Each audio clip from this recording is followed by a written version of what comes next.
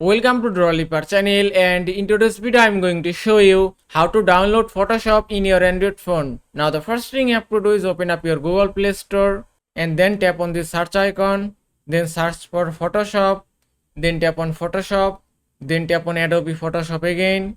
Then you have to download Photoshop Express Photo Editor, which is made by Adobe. Then just tap on install. Now Photoshop will be downloaded and installed automatically. You don't have to do anything. Now just give it a moment to download it.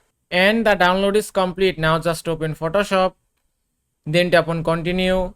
Then tap on OK. Then tap on allow all. You can also buy Photoshop Premium Pack. I skip this part.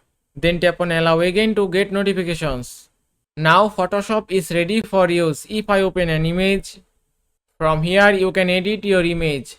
You can learn how to edit picture using Photoshop from other tutorials. And that is how you can download Photoshop in your Android phone. I hope this video was helpful. If it was, please give it a thumbs up and don't forget to subscribe.